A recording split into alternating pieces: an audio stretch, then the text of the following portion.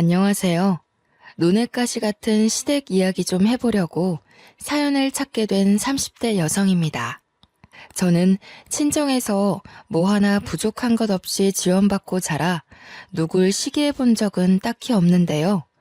그래서 그런가 시기를 하는 사람들을 보면 솔직히 얄미운 걸 넘어서 안타깝더라고요.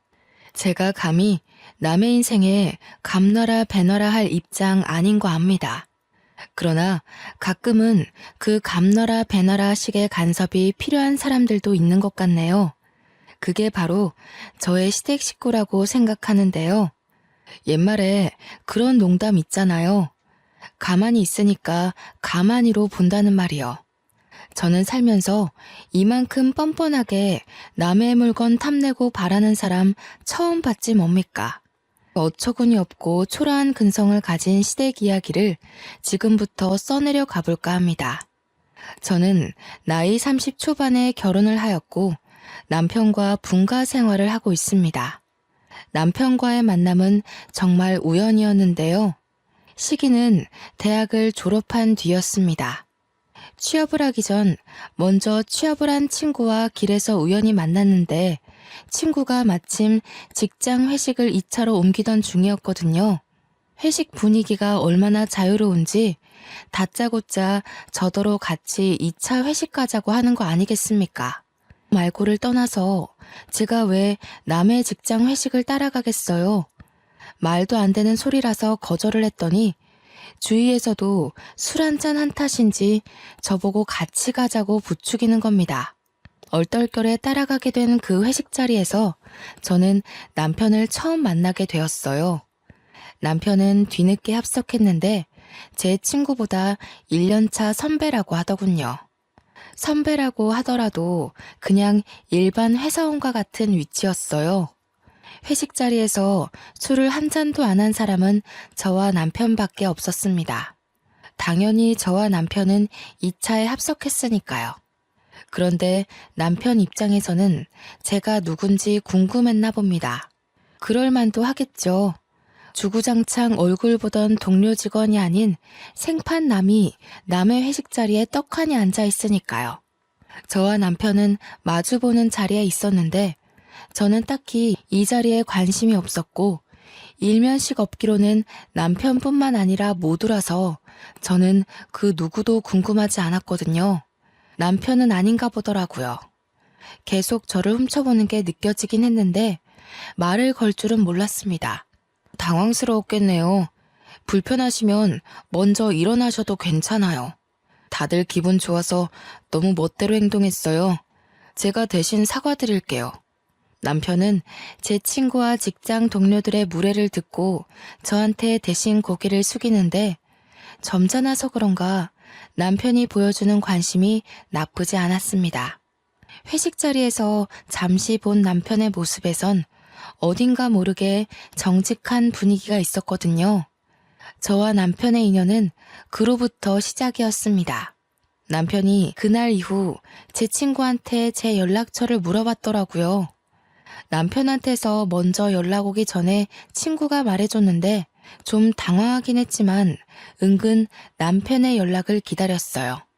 그렇게 두 번째로 만나게 된 남편은 제 눈에 더 괜찮은 사람이었습니다. 특히 제 기준에서 인상이 깊었던 남편의 모습은 바로 남편의 취미 생활이었는데요. 남편이 출근 전 이른 새벽마다 푸깅이라는 취미 활동을 하고 있더라고요. 플로깅이란 조깅을 하면서 거리에 쓰레기를 줍는 일이에요. 별것 아닌 것 같지만 아무나 마음먹을 수 있는 일은 아니거든요. 그 취미로 인해 저는 남편이 어떤 사람인지 대강 예측이 되는 거 있죠. 남편의 올바른 도덕성과 태도에 활짝 열린 제 마음은 그때부터 아마 남편을 결혼 대상으로 보지 않았나 싶습니다. 남편과 결혼을 약속하게 되면서 저는 시댁 사정에 대해 구체적으로 듣게 되었는데요. 시부모님이 일찍 돌아가셔서 안 계신다고 하더라고요. 다들 결혼하기 전 걱정하는 것 하나씩 있잖아요. 바로 시모와 신우 문제가 덜어 있지 않습니까? 그런데 저는 애초에 시부모가 안 계셔서 허락받을 것도 없었다는 겁니다. 남편한테 나이 많은 신우가 하나 있는데 남편과 띠동갑 차이가 난다고 하더라고요. 남편이 막 대학에 들어가고 신우가 결혼을 했을 때 시부모가 돌아가셨다고 했습니다.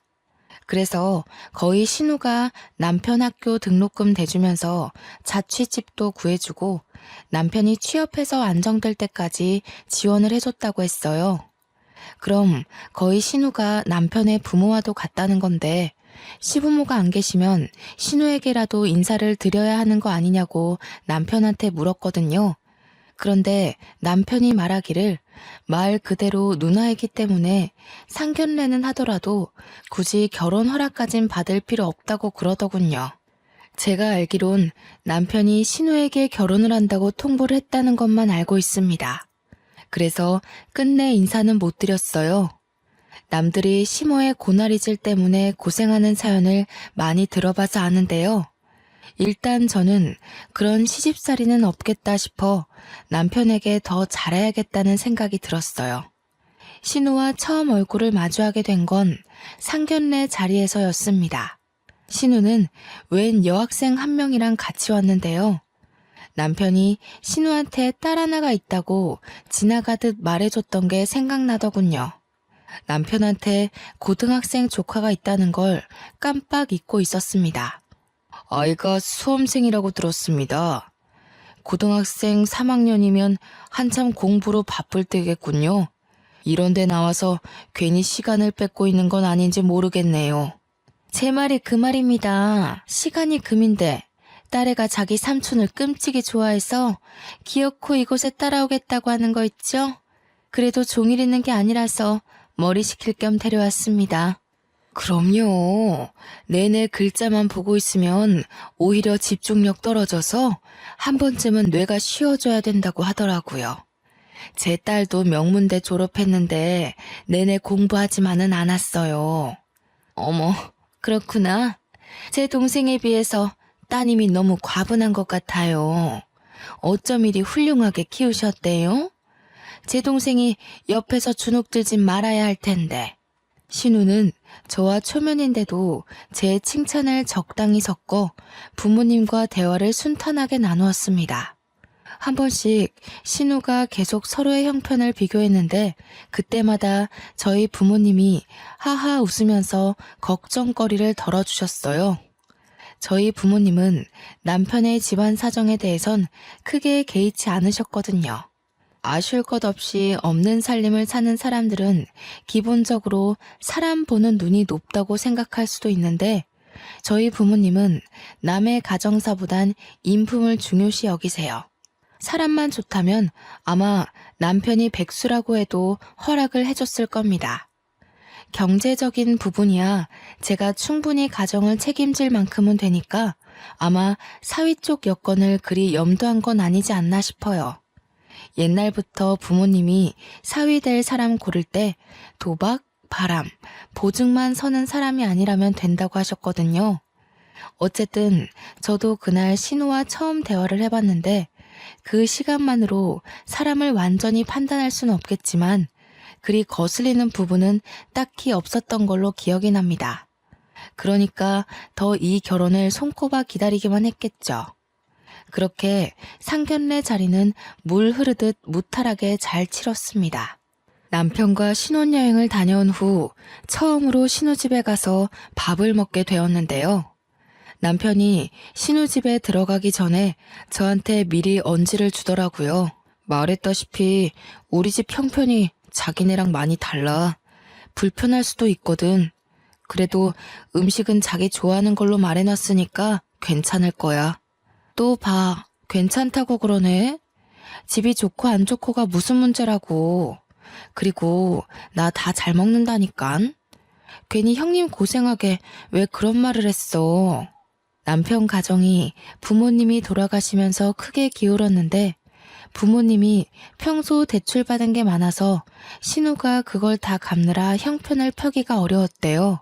또 신우가 다른 상간남과 바람이 나는 바람에 소송도 당해서 위자료까지 갚느라고 부모님 사망보험금마저 다 날렸다네요. 남는 게 결국 살고 있는 집 하나 겨우 건진 거랍니다. 남편이 평범한 회사원이라고 했잖아요. 남편이 취직하고부터는 남편 벌이로 신우와 신우딸이 먹고 살고 있다더라고요. 이건 남편이 결혼하기 전 중요한 문제라고 생각하여 저와 의논한 부분이기도 합니다. 결혼하더라도 신우에게 지원하는 돈을 끊을 수 없다길래 이유를 물어보니까 신우가 디스크가 크게 와서 오래 앉아있지를 못해 일을 할 수 없다고 하더군요. 당연히 제 돈이 아니니까 그렇게 하라고 허락하고 시작한 결혼 생활이었습니다. 그런데 문제는 전혀 문제 없을 줄 알았던 시댁으로부터 생겼는데요. 신우의 본색이 상견례 때 봤던 조신함과 많이 거리가 있는 거 아니겠어요? 상견례 때 말고는 저와 처음 하는 겸상인데 거기서 신우가 저더러 뭐라고 한 줄 아십니까? 사돈댁이 넉넉하니까 우리가 얼마나 기가 차는지 몰라. 원래 학부모 모임 같은 거 안 나가는데 잘 나가는 올케 하나 들어왔으니 가볼까 하거든. 그래서 말이야, 올케 스타일 보니까 한두 푼 아닌 것 같은데 옷 좀 빌려줄 수 있어? 참, 이번에 신혼집 한남동으로 간다며? 우리가 그쪽으로 합가하면 안 될까? 보통 며느리가 시댁에 합가를 하는 건 들어봤어도 시댁이 며느리 집으로 합가를 부탁하는 건 또 처음이었네요. 신우가 저를 얼마나 편하게 생각하고 그런 말을 하는 건지 모르겠어요. 그러나 제 느낌상 마치 제 옷과 제 집을 취하기 위해서 기다리고 있던 것처럼 보이는 거 있죠. 당연히 거절했습니다. 이때는 신우의 의도를 알고 거절했다기보단 제가 원래 불편한 사람과 제 것을 공유하는 걸 안 좋아해요. 그러자 내내 제게 알랑방구 끼던 신우 표정이 싹 돌변하는 거 아니겠어요? 올케. 안 그래 보였는데 생각보다 매정하네. 올케보다 나이 한참 많은 내가 이런 말하는 게 어디 쉬운 용기였는 줄 알아? 거절을 하더라도 이 생각해보고 말해준다고 하는 게 맞는 거야. 어른들한테 그런 예의 범절 안 배웠어? 기분 상하셨다면 죄송해요. 제가 예의는 좀 부족할지라도 누구한테 피해주는 짓은 안 하고 살았거든요. 앞으로도 결혼 생활하면서 형님께 패 끼치는 일은 없을 거예요. 세상에 완벽한 사람이 어디 있겠습니까? 예의 없더라도 손해당하는 일은 없을 테니까 이해해 주세요. 제가 눈 하나 깜짝 안 하고 신우 말에 대꾸를 하자 오히려 신우가 당황하더라고요. 그날 저녁 식사 자리는 신우가 삐치는 바람에 마무리하고 정리할 때까지 조용하게 보냈습니다. 어차피 매일 볼 사람들이 아니기에 낌새가 별로라는 걸 느끼긴 했어도 저는 대수롭지 않게 넘겼어요. 그런데 바보같이 휴대전화로도 충분히 같이 사는 건 못지않게 스트레스 받을 수 있다는 걸 간과했었네요. 또 형님 전화야? 무슨 전화를 그렇게 많이 하셔? 나랑 연애할 때만 해도 이 정도로 연락하진 않았잖아. 이번에는 또 무슨 용건이신데? 별말 아니야. 그냥 이번에 관리비 많이 나왔다고 해서 돈 좀 더 붙여달래. 관리비 많이 나올 거 알고 있었는데 내가 깜빡하고 있었거든. 이런 말하는 거 기분 나쁘게 생각하지 마. 형님은 아예 모아놓은 돈이 없으신 거야? 왜 돈 필요할 때만 당신한테 연락하는 거 같지? 돈을 모을 수가 없지. 효진이까지 혼자 키우고 있잖아. 애한테 들어가는 돈 그거 무시 못해. 그렇잖아도 내가 주는 생활비가 모자란데 모을 만한 돈이 어디 있겠어. 듣자 하니 신우는 남편한테 생활비에다가 관리비까지 따로 받으면서 적금 하나 들어놓은 것이 없는 것 같더라고요. 남편이 월급의 반을 신우한테 주는 걸로 알고 있습니다. 아무리 어렵게 살고 있다고 하지만 신우랑 시조카 두 식구가 사는데 돈이 들면 얼마나 많이 든다는 거죠? 시조카가 학원이나 과외를 받는 것도 아니거든요. 신우가 어디 취미생활을 하고 있는 것도 아니었고요. 제 눈에만 신우의 모습이 흥청망청 엉망인 소비 습관으로 보이는 걸까요? 차마 남편한테는 누나이기 때문에 한심하다는 소리까진 안 했습니다. 신우 하나만 기가 막히게 행동하는 거면 나름 참겠습니다만 제 남편한테 돈 가지고 연락하는 사람이 신우뿐만이 아니라는 거예요. 어쩜 애미나 자식이나 쓸데없는 부분까지 똑같은 건지 시조카까지 남편한테 전화를 해서 용돈 달라고 합니다. 이거 사달라 저거 사달라 생일 선물 수험생 선물 등등 요구하는 게 어찌 그리 많은지 모르겠어요. 한참 수능 공부해야 할 수험생이 놀기는 얼마나 또 노는지 아시나요? 요즘 애들이야말로 옛날 사람들과 다르게 학원에 과외에 정신없이 미래를 꿈꾸기 바쁜 걸로 알고 있는데 시조카는 대학 입시를 아예 손 놓은 아이처럼 마냥 한량하기만 합니다. 저번 주에 남편한테 10만 원이나 받아가 놓고선 이번에 또 8만 원을 빌려달라고 전화가 온 거 아니겠습니까? 10만 원이면 10만 원이지 8만 원은 또 뭔지. 남편이 한참 씻고 있을 때 전화가 왔길래 제가 대신 받았습니다. 외삼촌, 나 친구 생일이라서 선물 사줘야 되는데 돈이 부족해요. 8만 원만 있으면 될 것 같은데 계좌로 붙여줄 수 있죠? 효진아, 미안한데 저번 주에도 용돈 받아가지 않았니? 벌써 이번 달만 2번을 받아간 걸로 알고 있는데 네 외삼촌 요즘 돈 없어. 뭐야? 왜 숙모가 왜 받아요? 외삼촌은 항상 제가 달라고 하면 주는 사람이거든요. 삼촌부터 바꿔보세요. 제 말이 틀린가 안 틀린가. 삼촌 어디 갔어요? 없어요? 저 급한데? 없어. 그러니까 용돈 받고 싶으면 다음 달에 전화해. 그리고 앞으로는 한 달에 한 번씩만 용돈 받도록 하고. 공부하기 바쁜 고3이 무슨 돈이 그렇게 많이 필요해. 시조카 답변도 안 듣고 그대로 끊어버렸더니 누굴 닮아서 그렇게 건방진지 제 폰으로 욕 문자가 오는 거 아니겠습니까? 신경 끄라느니 내가 외숙모한테 돈 달라고 했냐느니 아주 겁대가리가 없는 꼬맹이였습니다. 어처구니가 없더라고요. 한참 어린 미성년자에게 선 넘는 욕을 듣자니 웃음밖에 안 나오는 거 있죠. 나중에 남편이 다시 시조카랑 통화하는 걸 몰래 들었는데요. 결국 남편이 8만 원 돈을 보내주는 것 같더라고요. 그러면서 저한테 오더니 은근슬쩍 시조카 일에 대해서 물어보는데 보아하니 시조카가 저에 대해 한 소리 한 게 분명한 눈치였습니다. 당신 아까 효진이한테서 온 연락 받았다며? 혹시 효진이한테 용돈으로 잔소리했어? 효진이가 당신한테 많이 마음 상한 것 같던데. 용돈 가지고 잔소리만 했겠어? 다음 달까지 연락하지 말라고 되지. 대체 당신한테 얼마를 뜯어가는 거야? 옆에서 지켜보는데 애가 너무 버르장머리 없는 것 같아서 어른으로서 경고해준 것 뿐이야. 왜 그랬어? 한참 수능 때문에 예민한 애인데. 돈 좀 쓰면 뭐 어때서? 고등학생이면 사고 싶은 것도 많고 한참 돈 쓸 나이잖아. 애한테 너무 박하게 했다. 웬만한 대학생들도 걔처럼 흥청망청 안 써. 그리고 걔가 어딜 봐서 애야? 19살에 개념 똑바로 박힌 애들은 다 제 처지에 맞게 살아. 당신이 착하게 굴면서 애 어리광 다 받아주니까 애가 당신을 지갑으로 보는 거잖아. 뭐? 무슨 말을 그런 식으로 해. 그건 우리 식구 모욕하는 거잖아. 당신은 돈 아쉬워본 적 없으니까 그런 마음 편한 소리 하는 거지. 효진이 정도면 요즘 애들 사이에서 양반이야. 효진이는 명품 하나 안 걸치고 다닌다고.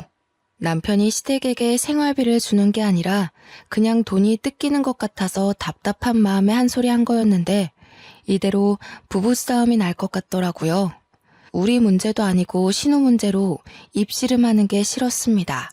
그래서 그냥 제가 미안하다고 하고 넘겼죠. 우리 집은 남편 말대로 남편 형편과 상반되게 좀 잘 사는 집이었는데요.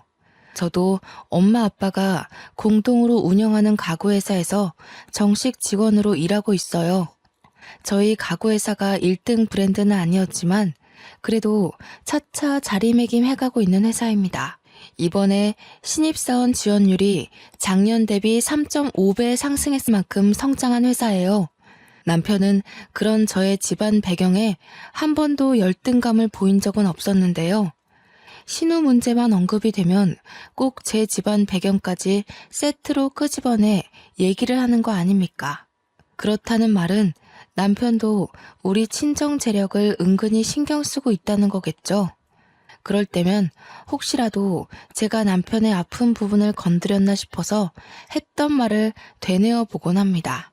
남편은 돈 쓰는데 해픈 사람이 아니에요. 유독 신우에게 주는 돈만 지갑에 구멍이라도 난 것처럼 줄줄 빠져나가니 걱정이었죠.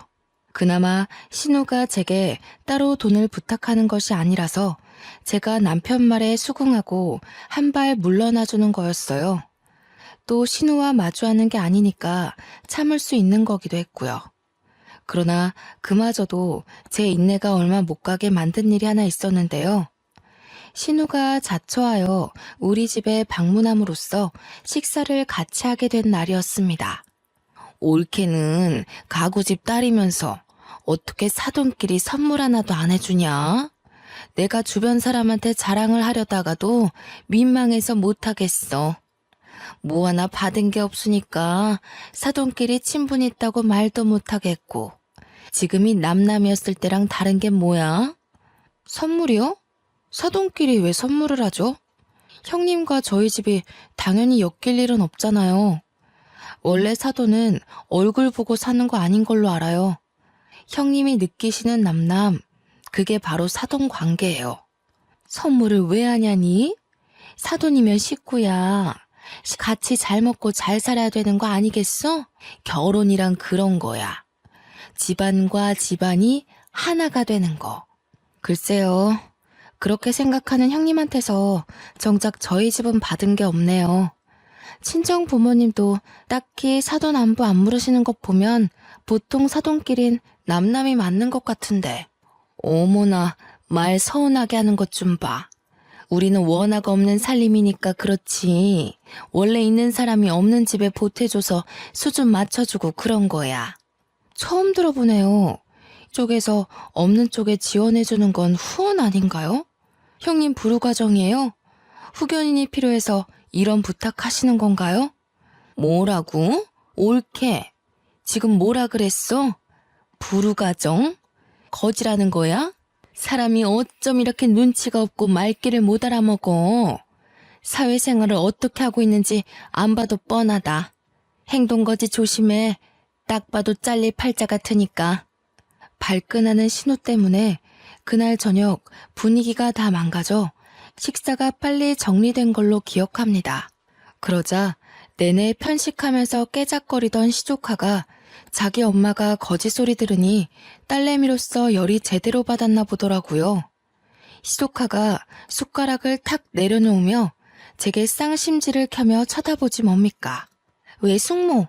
잘 산다고 그렇게 남 함부로 까내리는 거 아니에요. 외숙모 같은 어른들 때문에 세상에 돈으로 자부심 부리는 인간들이 그렇게 문제를 일으키는 거라고요. 당장 우리 엄마한테 사과하세요. 가진 게 돈이라도 있으니까 돈으로 자부심도 부리는 거야. 가진 것도 없으면서 돈으로 유난 떨고 싶기만 한 너야말로 네 엄마처럼 크고 싶지 않으면 공부 좀 열심히 하렴? 자랑거리가 아니라서 이제야 말하는 거지만 제가 원래 학생 때부터 싸움닭이란 별명이 있었을 정도로 할 말은 하고 사는 성격입니다. 이것도 집안이 부유하기 때문에 집안 재력 믿고 더 나댔던 것도 있어요. 그러나 저는 결단코 제 권력을 나쁜 곳에 쓰지 않았고 돈으로 허세 부린 적도 없다는 걸 자부합니다. 제가 말하지 않는 이상 친구들은 제가 잘 사는 줄도 모르고 있었거든요. 귀티가 난다는 말은 들어봤지만 잘난 척 한번 해본 적 없이 지금껏 살아왔어요. 저는 재력이 잘나는 것보다 능력이 잘나야 잘난 척 할 수 있다고 생각하는 사람이거든요. 탁생이 돈 많다고 잘난 척해서 뭐 하겠습니까? 제 스스로가 위대한 사람이 되지 않는 이상 그저 부모님 울타리로 치장한 껍데기일 뿐인걸요. 그날 화가 난 신우와 시조카를 보낸 남편이 제게 처음으로 언성을 높인 날이었는데요. 결국 남편과 신우 문제로 갈등이 생길 거라 예측은 했으나 그날이 결혼한 지 1년도 안 돼서 찾아올 줄은 몰랐네요. 당신 우리 가족 무시해? 그래, 그러니까 내가 앞에 있는데도 우리 가족한테 그렇게 함부로 말했던 거겠지. 정말 너무한 거 아니야? 효진이 말대로 돈 많다고 자부심 부리는 거야 뭐야? 당신은 내가 형님한테 한 말만 기억하고 당신 누나랑 조카가 나 상처 준 건 까먹었니? 그 사람들이 나한테 뭘 바라는지 못 느꼈어? 갈수록 더 뻔뻔해지잖아. 그게 뭐? 한참 어른이 그렇게까지 자존심 구겨가면서 부탁하는데 좀 해줄 수도 있는 거 아니야? 어쩜 그렇게 딱 자기 것만 생각해? 사돈이 남남이라고? 그럴 거면 우리가 왜 상견례 했는데? 평생 남남일 거 상견례도 하지 말고 우리도 알아서 결혼했어야지. 절차를 왜 밟았냐고. 내가 내 거 빼앗기는 것 같아서 이러는 걸로 보여? 형님이 나한테 정말 부탁하는 걸로 보였어? 나는 형님이 나한테 당연하게 요구한다고 느꼈어. 나랑 형님 안면 튼 지 1년도 안 됐는데 집이며 옷이며 돈을 달라고 목소리 높이는 게 제대로 된 태도라고 봐? 나도 생각 있는 어른이야. 식구라고 봐주고 넘어가주는 건 사돈 관계에선 불필요하다고 생각해. 됐다. 말을 말자. 네가 이렇게까지 꽉 막힌 줄은 몰랐네. 여태 그냥 넘겨왔지만 오늘은 심했다는 것만 알아도 지쳐서 말할 힘도 없다. 그날 이후 남편과 며칠 동안 냉전 상태를 이어갔습니다. 그래도 남편이 친정아빠 생신날 착실하게 선물까지 사서 챙기는 효심을 보여줬기에 화해를 할 수 있었어요. 남편이 신우처럼 돈 밝히는 성격이었다면 저도 이 결혼 안 했을 겁니다. 애초에 남편의 관심을 받지도 않았을 거고요. 제가 남편을 좋아했던 이유가 바로 남의 것을 탐하지 않는 정직함과 올바른 도덕성 때문이었는데 신우 때문에 잠시 그걸 잊고 있었네요. 그 뒤로 남편과의 냉정 관계가 자연스레 허물어졌어요. 결혼하고 첫 싸움이었다 보니 서로 이전과 좀 달라진 부분이 있었는데요. 남편이 더 이상 제 앞에서 신우 얘기를 꺼내지 않는다는 겁니다. 남편과 신우는 시조카 때문이라도 떼어놓을 수 없는 관계거든요. 그래서 어쩔 수 없이 신우라는 존재가 저희 신혼집에 함께 떠돌고 있었는데 대판 싸우고 난 이후로는 남편이 신우 관한 얘기를 전부 입싹 닫은 거 있죠. 그렇다 보니 결혼하고 간만에 남편과의 시간에만 몰두할 수 있었습니다. 저 또한 신우에 대해 신경 쓰지 않아도 되어서 남편 내조에 더 신경 쓸 수 있었던 것 같아요. 진정한 신혼부부 분위기를 낼 수 있겠다고 은근 기대까지 하고 있었는데 아쉽게도 이 고요한 관계 또한 그리 길게 가지 못했습니다. 저와 남편 사이에 유일한 파동을 일으키는 것이 무엇이겠습니까? 예, 맞습니다. 또 신우 관련 일이었네요. 정확히 말하자면 이번 문제는 신우가 아닌 시조카 때문이었죠. 남편이랑만 소통하며 지내길래 남편이 없다면 굳이 시조카를 만날 일이 없다고 생각했는데요. 한날 시조카가 말도 없이 제 집을 찾아온 거 아니겠어요. 심지어 친구를 데려왔더라고요. 집에 남편은 당연히 없었고 저는 쉬는 날이라서 간만에 늦잠을 자고 있던 중이었습니다. 제가 잠기가 예민한 것도 아닌데 방문을 열어놓고 있던 터라 시조카 떠드는 소리를 모를 수가 없었어요. 전쟁 난 것처럼 시끄러워서 나가봤더니 시조카가 친구랑 같이 드레스룸에서 떠들고 있더군요. 대박! 반지 봐봐. 너무 잘 어울리지? 나 나중에 남자친구 생기면 이렇게 생긴 반지 맞추는 게 소원인데. 이거 다이아인가? 너무 예쁘다. 너 이렇게 예쁜 보석이 많은데 왜 한 번도 안 하고 왔어? 학교에 보석 들고 갔다가 잃어버릴 일 있어? 이거 다 우리 엄마가 젊을 때 하던 건데 나한테 물려준 거야. 그거 아마 다이아일걸? 가져도 되는데. 너 할래? 우와, 진짜? 할래. 근데 너네 엄마 진짜 감각 젊으시다. 우리 엄마는 완전 아줌마라서 보석도 은반지나 그냥 금반지 같은 것만 하지. 이런 디자인은 아예 모르거든. 참, 너희 엄마 무슨 일 한다고 했지? 가구회사 하고 있어. 할아버지가 가구회사 사장인데 나중에 엄마한테 물려준다더라고. 아빠 돌아가시는 바람에 엄마가 인수받게 됐대. 궁금하면 다음에 구경시켜줄까? 응. 그럼 너 완전 부자 아니야? 그 정도면 재벌집 딸이라고 해도 될 것 같은데. 말 안 해줬으면 진짜 모를 뻔했어. 이렇게 좋은 집안을 왜 숨겼대? 나라면 동네방네 자랑하고 다녔을 거야. 그냥 자랑하는 거 별로 안 좋아해서. 애들한테 소문 내지 마. 너는 특별히 제일 친한 친구니까 알려주는 거야. 괜히 소문나면 골치 아파져. 문 앞에 서서 구경하고 있던 저는 어처구니 없어서 내내 동영상 찍고 있었거든요. 그러면서 웃음까지 참느라 애먹었는데 결국 참지 못한 웃음이 손바닥을 비집고 나가버리고 말았지 뭡니까. 제 기척에 돌아본 시조카는 제가 집에 있는 줄 몰랐는지 엄청 소스라치게 놀라더라고요. 귀신을 봤다면 딱 저런 표정을 짓지 않을까 그런 우스운 생각을 했네요. 뭐야? 왜 여기 있어요? 집에 없다고 했는데 외삼촌이 분명 오늘 일 나갔다고 언제부터 그러고 있었어요? 내 집에 내가 있는 게 잘못됐니? 내가 쉬는 날이 시시각각 바뀌어서 외삼촌도 깜빡해봐.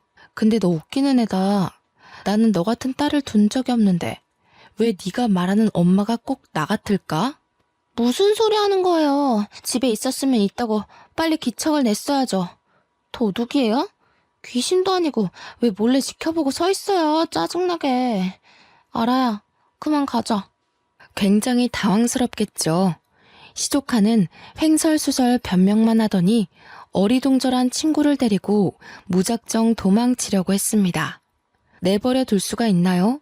그 앞을 제가 막아섰더니 시조카가 저를 엄청 째려보는 겁니다. 이런 피라미 같은 녀석에게 겁먹기엔 제가 너무 그 나이를 똑같이 지나와서 전혀 타격이 없었어요.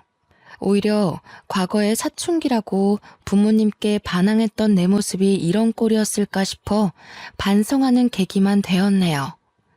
가는 건 좋은데 주인 허락 없이 가져가는 건 도둑이겠지? 친구한테도 설명이 필요할 것 같은데 내가 대신해 줄까? 아니면 네가 친구한테 그 반지 훔친 거라고 구체적으로 설명할 거니? 제가 친구 손가락에 끼워져 있는 반지를 달라고 손가락을 폈더니 시조카가 제 직설적인 표현에 놀라 얼굴 시뻘개져서 반지를 빼서 돌려주고 그래도 집을 박차고 나갔습니다. 아무래도 제가 집에 없는 줄 알고 친구를 데려와서 이 모든 게 자기 것인 것처럼 속이려고 했나 봐요. 어린 것이 아주 건방지고 맹랑해서 혀를 내두를 정도이지 않습니까? 이 사건은 결코 조용히 지나가진 않았는데요. 며칠 뒤 신우가 시조카를 끼고 찾아온 거 있죠. 시조카가 쪽팔리는 자기의 만행을 결국 자기 엄마한테 고백했나 봅니다. 때로 된 진상을 안다면 신우가 저를 찾아와서 따질 게 없다고 생각하는데 뭐 때문에 찾아왔는지 문을 열기 전까지는 몰랐습니다. 제가 현관문 열자마자 신우가 제 뺨을 갈기더라고요. 황당해서 말을 잃고 신우를 쳐다봤더니 신우가 굉장히 씩씩거리며 한 대 더 칠 것처럼 말을 하는 겁니다. 네가 감히 우리 딸한테 손을 대? 어른이 돼서 애들이 호기심에 잠깐 기웃거려 본 걸 도둑년 취급까지 했다면서? 너 원래 이렇게 되바라진 애였어? 이보세요, 형님. 제대로 된 설명도 없이 다짜고짜 손찌검 하시는 건 결례 아닌가요? 효진이한테 제대로 설명을 들었다면 절 이렇게 대하지 못하실 텐데요. 끝까지 뻔뻔하구나. 좀 산다고 적당히 굽히고 들어가 줬더니 네가 뭐 대통령 딸이라도 되는 줄 아니? 기가 막혀서 정말. 당장 우리 딸 앞에 무릎 꿇고 빌어. 우리한테 머리 조아릴 때까지 나 여기서 한 발자국도 못 나가. 듣자 하니 시조카가 저 때문에 개망신 당한 게 억울해서 신우한테까지 거짓말을 친 것 같더군요. 저를 완전 악당으로 만들어서 고자질 했더라고요. 맞지도 않은 뺨까지 맞았다고 거짓말하면서요. 남편은 어떻게 이런 환경 속에서 살아왔던 걸까요? 사람은 끼리끼리라던데 혹시 남편도 속셈을 숨기고 있는 건 아닌가 의심까지 드는 거 아니겠습니까? 신우의 억측이 너무 강해서 말로는 안 통할 것 같기에 저는 폰으로 찍어뒀던 지난 영상을 신우 코앞으로 들이밀었습니다. 솔직히 제가 보여준 영상만 봐도 시조카가 거짓말을 했다는 건 충분히 알 수 있는 증거였어요. 그러나 신우는 그걸 보고 잠깐만 당황하는 것 같더니 곧 제 폰을 빼앗아 바닥에 내팽겨치는 거 아니겠어요? 그러고는 신경질 내면서 발로 제 폰을 짓밟기 시작하는 거 있죠. 그 사이 시조카는 이미 제가 찍은 영상을 보고 충격 먹은 상태더라고요. 신우를 등에 업고 뻔뻔하게 고개 치켜들 땐 언제고 뒤늦게 입 닫고 조용히 있는 중이었습니다. 제가 이렇게 될 줄 모르고 그 재밌는 영상을 형님 앞에 들이밀었겠어요? 복사본이 따로 있어요. 지금 당장 저한테 사과하지 않으면 구라쟁이 딸내미 학교에서 쥐 죽은 듯 지내게 만들 수도 있어요. 딸 앞길 막는 엄마 되실 거예요? 건방진년, 네가 그렇게 잘났어? 우리한테 뭘 해주거나 그런 잘난 척을 해. 이래서 집에 사람을 잘 들여야 된다고 하는 거야. 네가 뭔데 우리 집안 체면을 자꾸 구겨놔? 그래서 또 때리시려고요? 저한테 저 영상 말고 효진이 실체에 대한 증거 영상이 얼마나 더 있을 줄 알고요? 뭐든 상관없으면 치세요. 그럼 이제 진짜 형님에 대한 예의는 오늘로써 끝입니다. 신우는 정말로 한 대 더 치려고 올리고 있던 손을 부들부들 떨기만 할 뿐 실행에 옮기지는 못하고 있었습니다. 그걸 결국 시조카가 붙잡으면서 말리더군요. 엄마 그만해. 내 인생 망하면 엄마 다시는 안 볼 거야? 외숙모가 들고 있는 영상 퍼지면 나 진짜 왕따 당한다고. 그냥 집에 가자. 빨리. 시조카는 저를 째려보는 눈빛에 원망을 가득 담고 있었는데요. 그러면서도 정작 아무것도 하지 못한 채 신우만 데리고 사라졌습니다.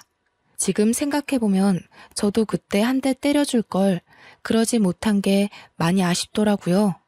뭐 다음을 기약하고 언젠가 꼭 후려쳐야겠다고 다짐하고 돌아섰네요. 이 사실을 퇴근하고 온 남편더러 알라고 신우가 박살냈던 휴대폰 그대로 신발장에 놔뒀습니다. 그러자 퇴근하고 온 남편이 휴대폰 뭐냐고 묻더라고요. 저는 기다렸다는 듯 사실을 모조리 말해주었죠. 그래서 그 어린애로 협박을 했다는 거야? 누나가 당신한테 손찌검을 한 건 잘못했지만 그거 나름대로 이해되는 행동 아니야? 자기 자식이 숙모란 사람한테 맞았는데 가만히 있는 엄마가 어딨겠어. 당신은 대체 이게 뭔 자랑이라고 당당하게 말해? 내가 지금 자랑하는 걸로 보여? 당신 조카가 도둑질했는데 그걸 감싸주는 애미에 대해서 잘잘못을 따지는 거잖아. 요점이 뭔지 모르겠어? 팔은 안으로 굽는다 그거야? 어떻게 효진이 말은 믿으면서 한 입을 덮고 사는 아내 말은 믿어볼 생각조차 안 해. 당신이 융통성 없었던 것도 맞아. 효진이를 꼭 그렇게 친구 앞에서 망신 줄 필요는 없었잖아. 아직 미성년자인데 나중에 얼마나 트라우마로 남겠어. 얼마든지 상처받지 않게 나무랄 수 있었어. 잘못해서 따끔하게 가르쳐준 걸 당신은 망신 줬다고 생각하는구나. 얼마든지 상처받지 않게 혼낼 수 있었다고? 당신은 형님이랑 효진이에 대해서 아무것도 몰라. 그 사람들이 당신 없는 집에서 나를 얼마나 짓궂게 괴롭히는지 모르니까 하는 소리지. 지금 이게 삐칠 상황이야? 대체 어른답지 못하게 왜 그래? 나 더 이상 당신한테 실망하고 싶지 않아. 그만 누나한테 전화해서 사과하자. 실망한 건 나야. 나는 그래도 당신이 정직하고 도덕적인 사람이라 생각했는데 그런 것도 핏줄 앞에선 아무짝에 소용없는 거였네. 좀 정 떨어진다. 어떡할래? 난 당장이라도 이혼하고 싶은데 이렇게 못 살아. 뭐라고? 애도 아니고 화 조금 났다고 덜컥 이혼 얘기를 꺼내는 사람이 어딨어. 집안 문제에 안 부딪히면서 살 수 있는 부부관계가 있다고 생각해? 철없는 소리 말고 당신이 먼저 숙이고 들어가면 다 해결될 일이야. 식구라는 이유만으로 당신이 도둑년들을 싸고 도는데 내가 앞으로 당신의 뭘 믿고 이 관계를 이어가겠어? 나 화기애애하는 소리도 맞고 이혼에 대해 후회 안 할 자신도 있어. 도둑년들한테 고개 숙이느니 당신과 인연을 끊는 게 나아. 어차피 우리한텐 애도 없잖아. 서로 다시 시작하게 딱 좋은 시기 같은데. 저는 그대로 남편에게 이혼 서류 준비할 테니 내일 도장 찍자고 아예 통보를 해버렸습니다. 그제서야 남편은 제 말이 진심이라는 걸 눈치채더군요. 남편은 당황해서 방을 나가는 저를 붙잡고 대화를 시도하려 했어요. 당장은 대화하기 싫어서 그날 남편을 내내 피했는데 남편이 다음날 제게 진심으로 사과를 하더라고요. 내가 잘못했어. 당신이 누나랑 효진이한테 매정한 것 같아서 서운한 마음에 누나 편을 들었나 봐.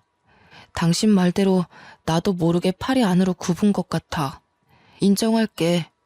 당신이 보여준 동영상 보니까 효진이가 잘못한 게 맞더라고.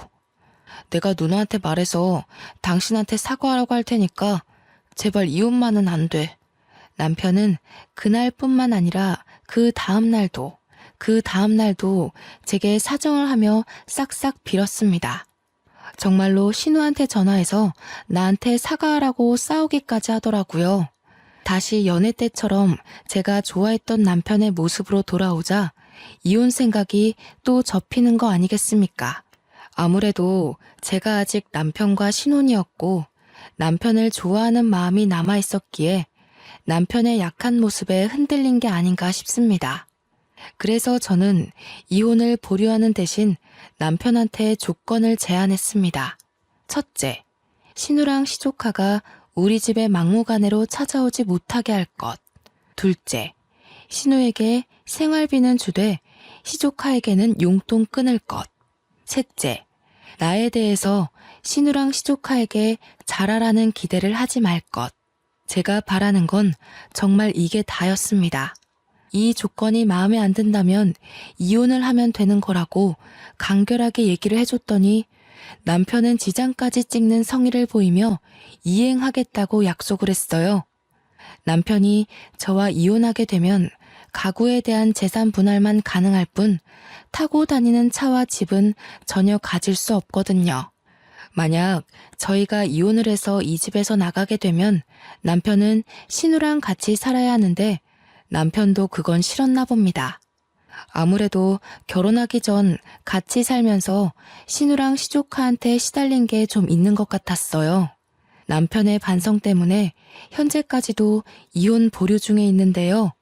신혼 2년을 넘긴 현재 아직은 남편이 제 조건대로 잘 행하고 있습니다. 가끔씩 제게 신우와 시조카가 돈 때문에 아쉬운 소리로 문자가 오는데 그걸 남편한테 보여주면 남편이 알아서 신우와 시조카에게 한 소리 짓거려 주더군요. 저희는 지금 명절이 있어도 친정만 방문하지 굳이 시댁을 가질 않아요. 남편이 먼저 시댁에 어른이 있는 것도 아니고 거기까지는 갈 필요 없을 것 같다며 차라리 시부모 묘지에 가자고 했거든요. 그래서 신우랑 시조카 못 본 지는 좀 됐습니다. 애초에 저와 남편의 관계는 이렇게 평온한 분위기였는데 간만에 느끼는 안정감 덕분에 요즘은 이렇다 할 스트레스가 없네요. 그래도 결혼 5년차 정도까지는 계속 지켜볼 생각입니다. 때문에 아이를 만들자는 남편의 제안을 미루고 있어요. 아이를 빌미로 남편이 변심을 하면 어쩝니까? 그래도 한 5년 이상은 지켜봐야 앞으로 이 사람이 어떤 태도를 유지해 갈지 예측할 수 있잖아요. 시모가 없고 신우만 있다고 하더라도 스트레스가 딱히 절반이 되는 건 아닌 듯 싶네요. 시댁 식구 중 누구 하나라도 내 골치를 아프게 하는 존재가 있다면 하루 종일 그 사람의 굴레에서 못 벗어나는 기분이에요. 제 귀중한 하루가 고작 그런 사람 때문에 망가지고 또 뭉그러지는 게 너무 아깝지 않습니까? 왜 며느리에게 시댁은 대부분 이런 존재밖에 안 되는 걸까요? 아들, 딸 구분 없는 요즘 세상에 제발 며느리 하대하는 문화 좀 빨리 사라졌으면 좋겠네요. 대한민국 며느리들 모두 시댁의 어줍잖은 구박에 무너지지 맙시다. 시댁 식구 이겨먹는다고 목숨 하나 잃는 거 아니잖아요. 싸움 딸기 되라는 게 아닙니다. 굴하지 않아도 될 상황에서 시댁 식구 좋으라고 숙이는 행동은 하지 말자는 거죠. 모든 며느리가 시댁에서 자기 주권을 똑똑하게 찾는 사람이 되었으면 좋겠습니다. 다들 파이팅 하세요. 엽기적인 저의 시댁 이야기 감상해 주셔서 감사합니다.